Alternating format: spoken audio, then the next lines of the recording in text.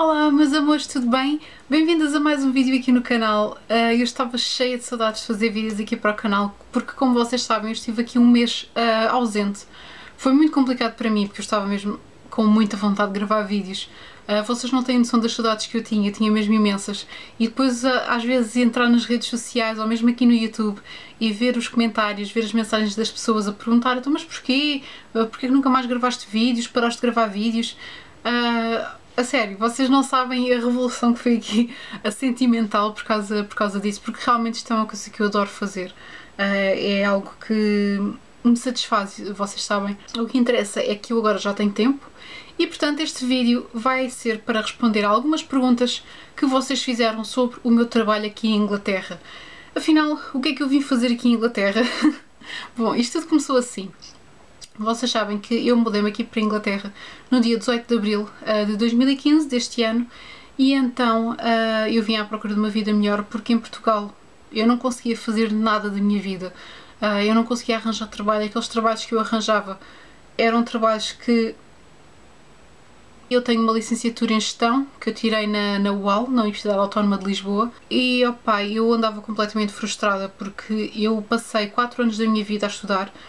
Foi muito dinheiro que eu gastei porque a minha universidade era privada e tipo, acabar a universidade depois de tanto esforço, de tanto empenho que eu tive e encontrar trabalhos que, na minha opinião, nem é preciso o 12º para fazer esses trabalhos, e trabalhos muito mal remunerados, uma coisa assim fora do normal, é realmente tipo uma exploração. E então eu disse, basta.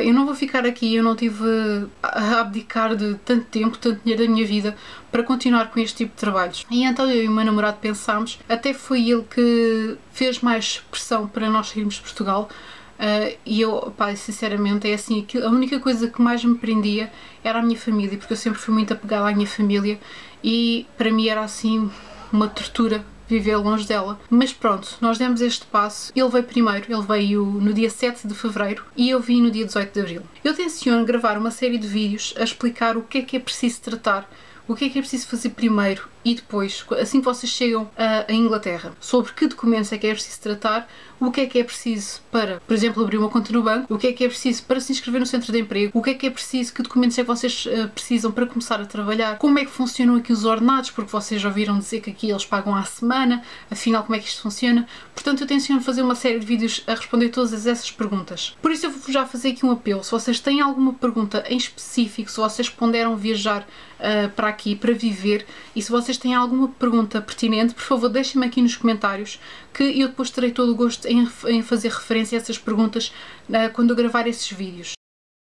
Eu andei à procura de trabalho durante 1 mês e meio e ao final do mês e meio eu consegui arranjar um trabalho, e o meu trabalho aqui em Inglaterra chama-se Care Worker ou Carer, que é nada mais nada menos do que mais ou menos uma técnica de geriatria, em que isto, trocando por miúdos, é basicamente tratar dos velhinhos em casa deles, porque é assim, existem os lares, mas depois existem as Care Workers, que é o que eu faço, que vão à casa das pessoas tratar delas nas suas próprias casas. Eu fui à entrevista, fui chamada à entrevista, eles não pediam qualquer tipo de experiência, eu não precisava ter experiência, tanto que eu não tenho experiência profissional nesta área, tanto que esta é o ramo da saúde e, como vocês sabem, eu venho do ramo da gestão, da economia, das finanças, não tem nada a ver. Eu não precisava de experiência profissional, no entanto eu tinha experiência pessoal. Entretanto eu passei à entrevista e eles disseram que estavam muito interessados em mim e que queriam ficar comigo. E então o que é que eu precisei de tratar? Eu precisei de comprar um documento que chama-se aqui, é o DBS, que basicamente é como se fosse o registro criminal, em que eles vão avaliar que tipo de pessoa é que eu sou, se eu sou uma pessoa apta para estar naquele trabalho, porque afinal de contas neste trabalho nós estamos a lidar com adultos vulneráveis, não é qualquer pessoa que pode ter este tipo de trabalho, vocês estão a perceber? Não posso ter antecedentes criminais, não posso ter problemas com bebida, problemas com droga, esse tipo de coisas.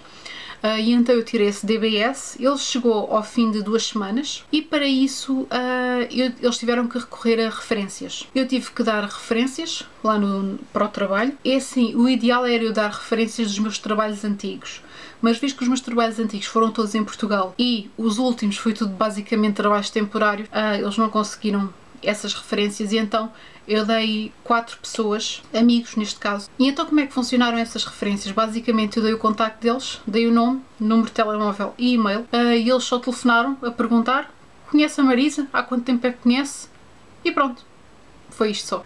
Eu paguei 44 libras por esse documento e depois essa entidade também envia uma informação para a empresa a dizer: esta pessoa está ok, podem proceder com a contratação. E então foi isso exatamente o que aconteceu. Elas voltaram a chamar lá ao escritório, eu fui ao escritório outra vez e depois eu tive que tirar um curso. Esse curso durou 4 dias e basicamente nesse curso eles estavam a explicar como lidar com pessoas, como manejar pessoas, por exemplo, acamadas ou com mobilidade reduzida. Tivemos a aprender como medicar pessoas, como lidar com algumas doenças, como por exemplo a demência, o Alzheimer, esse tipo de doenças que afetam pessoas mais idosas. Portanto, tivemos que aprender a mexer em algumas máquinas, que aqui são os hoist, que são basicamente uns guindastes, por assim dizerem, que transportam a pessoa do ponto A para o ponto B. Entretanto, depois passei para o shadowing.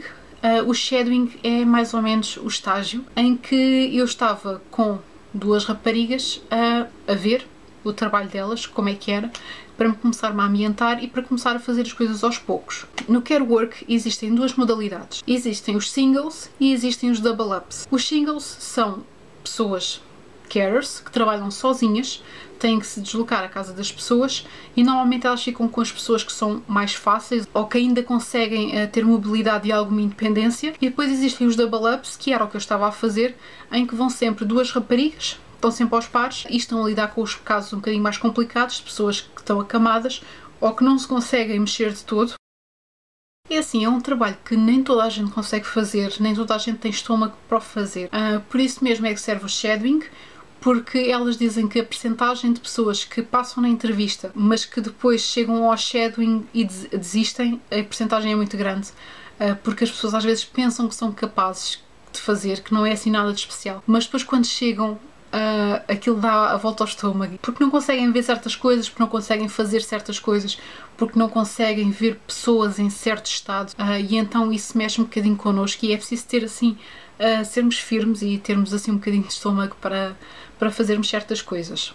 À sexta-feira recebemos a rota para o fim de semana e à segunda-feira recebemos a rota para o resto da semana e então na rota dizem-nos que shift, portanto que turno é que nós vamos fazer e que pessoas é que vamos visitar, as horas e isso tudo direitinho. É assim, no meu trabalho existem 4 shifts, que é o morning, que é a manhã, lunch, que é a hora do almoço, tea, que é a tarde e bed, que é a noite. Na empresa que eu estou, a minha empresa é Allied Healthcare, a minha empresa não paga tempo de viagem, nem paga combustível. Existem empresas que sim, que pagam combustível, portanto dependendo das milhas que vocês andem, e que pagam também o tempo de viagem. O que é que eu quero dizer com isto? A minha empresa, ela paga o tempo que eu estou em casa do cliente, não paga o tempo em que eu saio da casa do cliente A até à casa do cliente B. É assim, é um bocado injusto, sim. Nós normalmente temos sempre os clientes perto uns dos outros. Só que eu, por exemplo, às vezes tinha uma cliente que ela morava já na periferia, digamos assim, e nós demorávamos 20 minutos a lá chegar, mais 20 minutos para voltar para cá. Ou seja, eram 40 minutos de viagem que, a meu ver, é a trabalhar, porque é a trabalho, nós temos que andar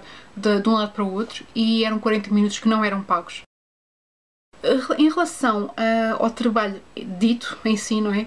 Aquilo que eu fazia basicamente é, de manhã, vamos ter com os clientes estão deitados, nós temos que dar banho, muitas das vezes damos banho na cama.